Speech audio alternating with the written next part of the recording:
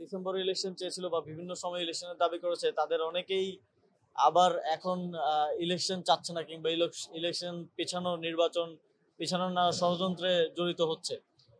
এটা কেন হচ্ছে তাও খুব স্পষ্ট যে আওয়ামী লীগকে ফিরিয়ে একটা ইনক্লুসিভ ইলেকশন করার পরিকল্পনা তাদের মাথায় ছিল, যা কিন্তু তারা এখন দেখতে পাচ্ছে যে ফেব্রুয়ারিতে যে ইলেকশন হতে যাচ্ছে সেখানে ফ্যাসিবাদীদের অংশগ্রহণ করার সুযোগটা আর থাকছে না বলে তাদের এখন মাথা নষ্ট হয়ে গেছে।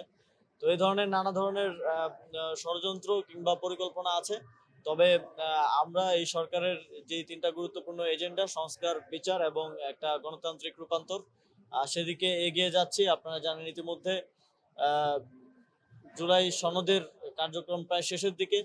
আমরা মনে করি যে একটা বা এই জুলাই সনদ বাস্তবায়নের একটা গ্যারান্টিড প্রক্রিয়ার মাধ্যমে, সবার ঐকমত্যের মাধ্যমে একটা বাস্তবায়নের দিকে আমরা যাব এবং পরবর্তীতে সরকার নির্ধারিত সময়েই একটা জাতীয় নির্বাচন আয়োজন করা সম্ভব হবে এবং নির্বাচন বানচালের যারা স্বপ্ন দেখছে নানা ভাবে নানা কারণে, তাদের ফ্যাসিবাদী শক্তি ছাড়া যদি একটা ক্যাবিনেট হয়ে যায়, তাহলে এখানকার যারা গত 16 বছরের যারা এস্টাবলিশমেন্ট বিভিন্ন জায়গায় যাদেরকে এস্টাবলিশ করে দিয়ে গেছে ফ্যাসিবাদী আওয়ামী লীগ, তাদের স্বার্থে এটা এক ধরনের আঘাত হিসেবে আসবে বলে আমরা মনে করি।